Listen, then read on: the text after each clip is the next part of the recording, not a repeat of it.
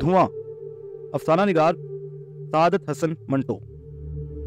वो जब स्कूल की तरफ रवाना हुआ तो उसने रास्ते में एक कसाई देखा जिसके सर पर एक बहुत बड़ा टोकरा था। उस टोकरे में 2 ताज़ा ज़िबा किए हुए बकरे थे। खालें उतरी हुई थीं और उनके नंगे गोश्त में से धुआं उठ रहा था।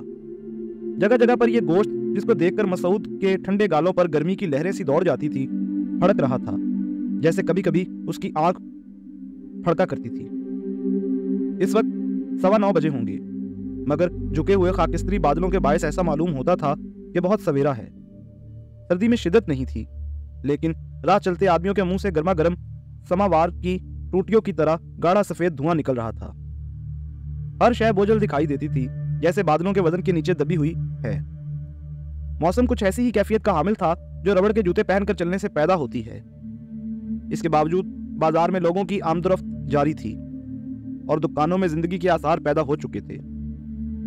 आवाजें मध्यम थीं, जैसे सरगोशियां हो रही हैं, चुपके चुपके, धीरे धीरे बातें हो रही हैं। हौले हौले लोग कदम उठा रहे हैं कि ज्यादा ऊंची आवाज पैदा ना हो। मसूद बगल में बस्ता दबाए स्कूल जा रहा था। आज उसकी चाल भी सुस्त थी। जब उसने बेखाल के ताजा ज़बा किए हुए बकरों के गोश्त से सफेद सफेद धुआं उठता देखा तो उसे राहत महसूस हुई। इस धुएं ने उसके ठंडे ठंडे गालों पर गरम गरम लकीरों का एक जाल सा बुन दिया था। इस गर्मी ने उसे राहत पहुंचाई थी और वो सोचने लगा कि सर्दियों में ठंडे यख हाथों पर बैद खाने के बाद अगर ये धुआं मिल जाया करे तो कितना अच्छा हो। फिजा में उजलापन नहीं था, रोशनी थी मगर धुंधली।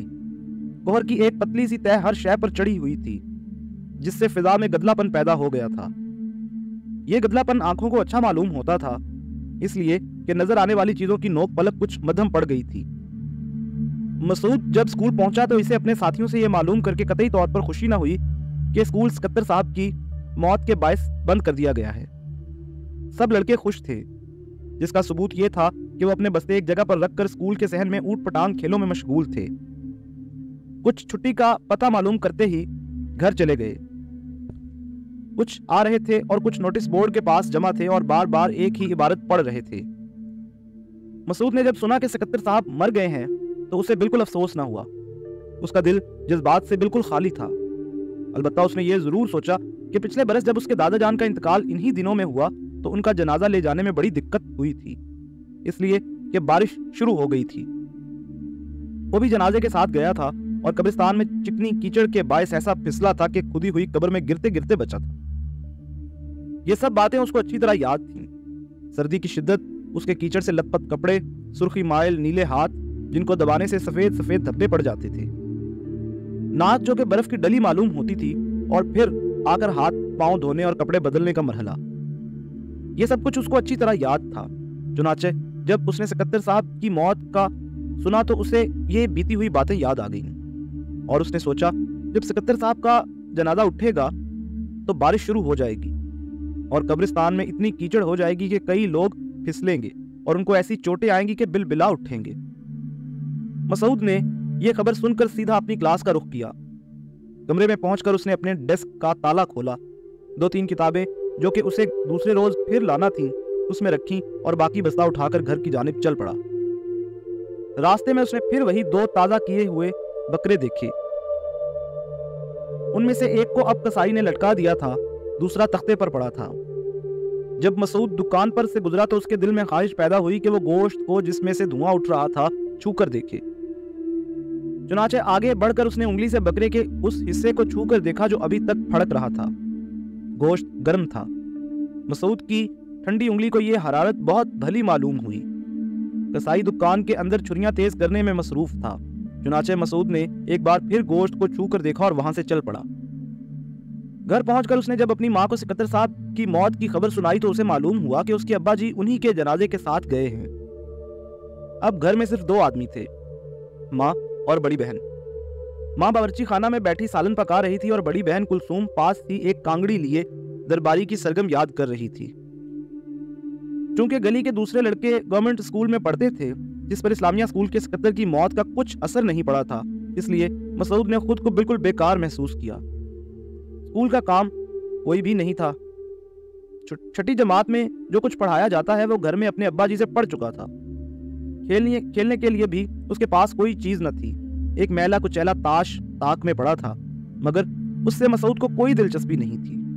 लूडो और इसी किस्म के दूसरे खेल जो उसकी बड़ी बहन अपनी सहेलियों के साथ हर रोज खेलती थी, उसकी समझ से बालातर थे।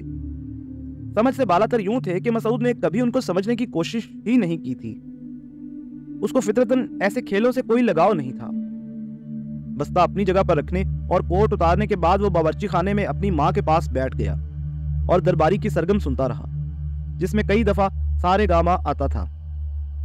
उसकी माँ पालक काट रही थी। पालक काटने के बाद उसने सब्ज सब्ज पत्तों का गीला गीला ढेर उसके हंडिया में डाल दिया। थोड़ी देर के बाद जब पालक को आंच लगी तो उसमें से सफेद सफेद धुआं उठने लगा। उस धुएं को देखकर मसूद को बकरे का गोश्त याद आ गया। चुनाचे उसने अपनी माँ से कहा, अम्मी जान, आज मैंने कसाई की दुकान पर 2 बकरे देखे। खाल उतरी हुई थी और उनमें से धुआं निकल रहा था, बिल्कुल ऐसे ही जैसा कि सुबह सवेरे मेरे मुंह से निकला करता है। अच्छा, ये कहकर उसकी माँ चूल्हे में लकड़ियों के कोयले झाड़ने लगी। हाँ, और मैंने गोश्त को अपनी उंगली से छू कर देखा तो वो गर्म था। अच्छा, ये कहकर उसकी माँ ने वो बर्तन उठाया जिसमें उसने पालक का साग धोया था और बावर्ची खाना से बाहर चली गई। और ये गोश्त कई जगह पर फड़कता भी था। अच्छा, मसूद की बड़ी बहन ने दरबारी सरगम याद करना छोड़ दी और उसकी तरफ मुतवज्जो हुई। कैसे फड़कता था? यूं यूं। मसूद ने उंगलियों से फड़कन पैदा करके अपनी बहन को दिखाई। तो फिर क्या हुआ? ये सवाल कुलसूम ने अपने सरगम भरे दिमाग से कुछ इस तौर पर से निकाला कि मसूद एक लहजे के लिए बिल्कुल खाली जहन हो गया। फिर क्या होना था? मैंने तो ऐसे ही आपसे बात की थी कि कसाई की दुकान पर गोश्त फड़क रहा था। मैंने उंगली से छूकर भी देखा था, गरम था। गरम था? अच्छा मसूद, ये बताओ, तुम मेरा एक काम करोगे? बताइए। आओ मेरे साथ आओ। नहीं, आप पहले बताइए काम क्या है। तुम आओ तो सही मेरे साथ। जी नहीं, आप पहले काम बताइए। देखो, मेरी कमर में बड़ा दर्द हो रहा है। मैं पलंग पर लेटती हूँ, तुम जरा पाँव से दबा देना।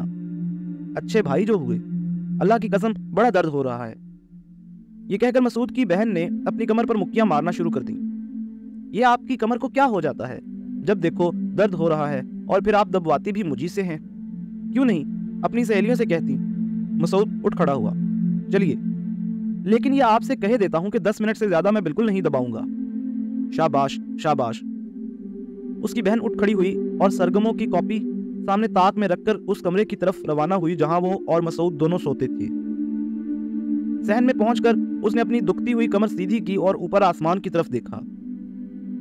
मुटियाले बादल झुके हुए थे। मसूद, आज जरूर बारिश होगी। ये कहकर उसने मसूद की तरफ देखा, मगर वो अंदर अपनी चारपाई पर लेटा था। जब कुलसूम अपने पलंग पर औंधे मुंह लेट गई तो मसूद ने उठकर घड़ी में वक्त देखा।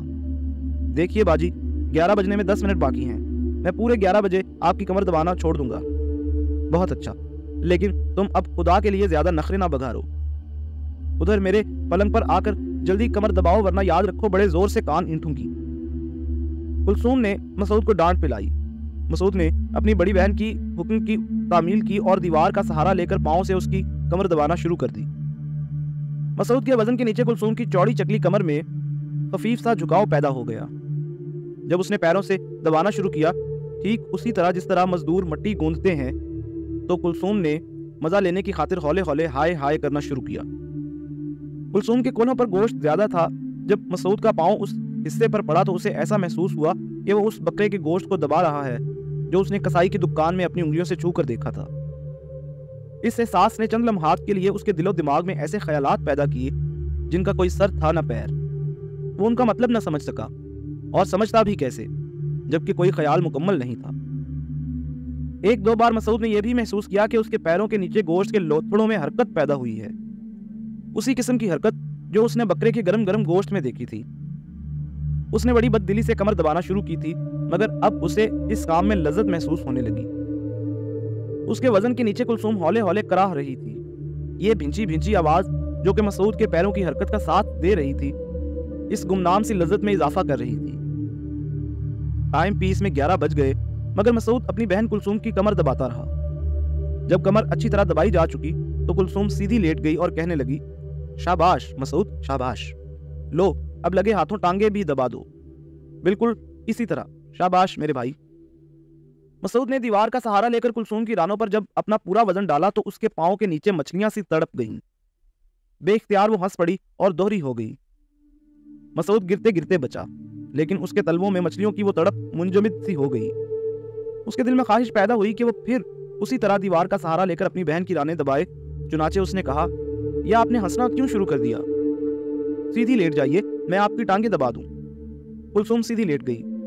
रानों की मछलियां इधर उधर होने के बायस जो गुदगुदी पैदा हुई थी, उसका असर अभी तक उसके जिस्म में बाकी था। ना भाई, मेरे गुदगुदी होती है, तुम ऊट पटांग तरीके से दबाते हो। मसूद ने ख्याल किया कि शायद उसने गलत तरीका इस्तेमाल किया है। नहीं, अब की दफा मैं पूरा बोझ आप पर नहीं डालूंगा, आप इत्मीनान रखिए। अब ऐसी अच्छी तरह दबाऊंगा कि आपको कोई तकलीफ ना होगी। दीवार का सहारा लेकर मसूद ने अपने जिस्म को तोला और इस अंदाज से आहिस्ता आहिस्ता कुलसूम की रानों पर अपने पैर जमाए कि उसका आधा बोझ कहीं गायब हो गया। हौले हौले बड़ी होशियारी से उसने अपने पैर चलाने शुरू किए। कुलसूम की रानों में अकड़ी हुई मछलियां उसके पैरों के नीचे दब दब कर इधर उधर फिसलने लगी। मसूद ने एक बार स्कूल में तने हुए रस्से पर एक बाजीगर को चलते देखा था। उसने सोचा कि बाजीगर के पैरों के नीचे तना हुआ रस्सा इसी तरह फिसलता होगा। इससे पहले कई बार उसने अपनी बहन कुलसूम की टांगे दबाई थीं, मगर वो लज्जत जो कि उसे अब महसूस हो रही थी, पहले कभी महसूस नहीं हुई थी। बकरे के गरम गरम गोश्त का उसे बार बार ख्याल आता था। एक दो मरतबा उसने सोचा, कुलसूम को अगर ज़िबा कर दिया जाए तो खाल उतर जाने पर क्या उसके गोश्त में से भी धुआं निकलेगा? लेकिन ऐसी बेहुदा बातें सोचने पर उसने अपने आप को मुजरिम महसूस किया और दिमाग को इस तरह साफ कर दिया जैसे वो स्लेट को स्पंज से साफ किया करता था। बस बस, कुलसूम थक गई। बस बस। मसूद को एकदम शरारत सूझी। वो पलंग पर से नीचे उतरने लगा तो उसने कुलसूम की दोनों बगलों में गुदगुदी करना शुरू कर दी। हंसी के मारे वो लौट पौट हो गई। उसमें इतनी सकत नहीं थी कि वो मसूद के हाथों को परे झटक दे, लेकिन जब उसने इरादा करके उसके लात जमानी चाही तो मसूद उछलकर जद से बाहर हो गया और स्लीपर पहनकर कमरे से निकल गया। जब वह सहन में दाखिल हुआ तो उसने देखा कि हल्की हल्की बूंदाबांदी हो रही है। बादल और भी झुक आए हैं। पानी के नन्हे नन्हे कतरे आवाज पैदा किए बगैर सहन की ईंटों में आहिस्ता आहिस्ता जज़ब हो रहे थे। मसूद का जिस्म एक दिल नवाज हरकत महसूस कर रहा था। जब हवा का ठंडा ठंडा झोंका उसके गालों के साथ मस हुआ और दो तीन नन्ही नन्ही बूंदें उसकी नाक पर पड़ी तो एक झुरझुरी सी उसके बदन में लहर आ उठी। सामने कोठे की दीवार पर एक कबूतर और कबूतरी पास पास पर फैलाए बैठे थे। ऐसा मालूम होता था कि दोनों दम पुख्त की हुई हंडिया की तरह गर्म हैं। गुले दाऊदी और नाजबों के हरे हरे पत्ते ऊपर लाल लाल गमलों में नहा रहे थे। फिजा में नींदें घुली हुई थीं, ऐसी नींदें जिनमें बेदारी ज्यादा होती है और इंसान के इर्द गिर्द नरम नरम ख्वाब यूं लिपट जाते हैं जैसे ऊनी कपड़े। मसूद ऐसी बातें सोचने लगा जिनका मतलब उसकी समझ में नहीं आता था। वो उन बातों को छू कर देख सकता था, मगर उसका मतलब उसकी गिरफ्त में नहीं आता था। फिर भी एक गुमनाम सा मजा उस सोच विचार में उसे आ रहा था। बारिश में कुछ देर खड़े रहने के बायस जब मसूद के हाथ बिल्कुल यख हो गए और दबाने से उन पर सफेद धब्बे पड़ने लगे तो उसने मुट्ठियां कस लीं और उनको मुंह की भाप से गर्म करना शुरू कर दिया। हाथों को इस अमल से कुछ गर्मी तो पहुंची, मगर वो नम आलूद हो गए। चुनाचे आग तापने के लिए वो बावर्ची खाने में चला गया। खाना तैयार था। अभी उसने पहला लुकमा ही उठाया था कि उसका बाप कब्रिस्तान से वापस आ गया। बाप बेटे में कोई बात न हुई। मसूद की मां उठकर फौरन दूसरे कमरे में चली गई और वहां देर तक अपने खावन के साथ बातें करती रही।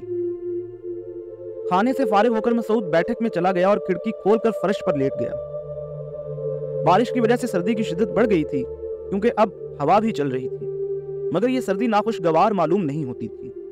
तालाब के पानी की तरह यह ऊपर ठंडी और अंदर गर्म थी। मसूद जब फर्श पर लेटा तो उसके दिल में ख्वाहिश पैदा हुई कि वो इस सर्दी के अंदर धंस जाए, जहां उसके जिस्म को हरारत अंगेज गर्मी पहुंचे। देर तक वो ऐसी शीर गर्म बातों के मुतालिक सोचता रहा जिसके बायस उसके पट्टों में हल्की हल्की सी दुखन पैदा हो गई। एक दो बार उसने अंगड़ाई ली तो उसे मजा आया। इसके जिस्म के किसी हिस्से में उसको मालूम नहीं था कि कहां कोई चीज अटक सी गई थी। ये चीज क्या थी, इसके मुतालिक भी मसूद को इल्म नहीं था। अलबत्ता इस अटकाव ने उसके सारे जिस्म में इज़्तिराब, एक दबे हुए इज़्तिराब की कैफियत पैदा कर दी थी। उसका सारा जिस्म खिंचकर लंबा हो जाने का इरादा बन गया था। देर तक गुदगुदे कालीन पर करवटें बदलने के बाद वो उठा और बावर्ची खाने से होता हुआ सहन में आ निकला। ना कोई बावर्ची खाना में था और ना सहन में।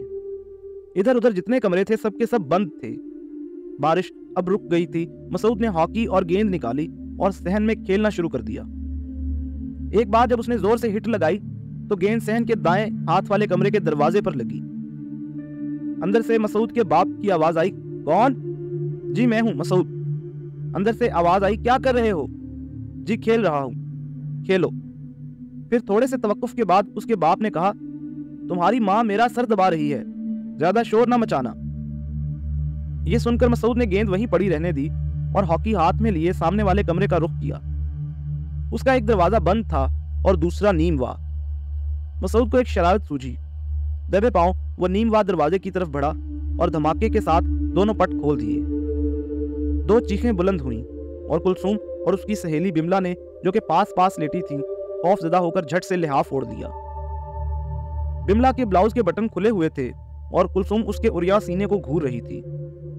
मसूद कुछ समझ न सका। उसके दिमाग में धुआं सा छा गया। वहां से उल्टे कदम लौटकर वो जब बैठक की तरफ रवाना हुआ तो उसे महान अपने अंदर एक अथाह ताकत का एहसास हुआ, जिसने कुछ देर के लिए उसकी सोचने समझने की कुव्वत बिल्कुल कमजोर कर दी। बैठक में खिड़की के पास बैठकर जब मसूद ने हॉकी को दोनों हाथों से पकड़कर घुटने पर रखा तो ये सोचा कि हल्का सा दबाव डालने पर हॉकी में खम पैदा हो जाएगा और ज्यादा जोर लगाने पर हैंडल चटाक से टूट जाएगा। उसने घुटने पर हॉकी के हैंडल में खम तो पैदा कर लिया, मगर ज्यादा से ज्यादा जोर लगाने पर भी वो टूट ना सका। देर तक वो हॉकी के साथ कुश्ती लड़ता रहा। जब वो थक कर हार गया तो झुंझलाकर उसने हॉकी परे फेंक दी।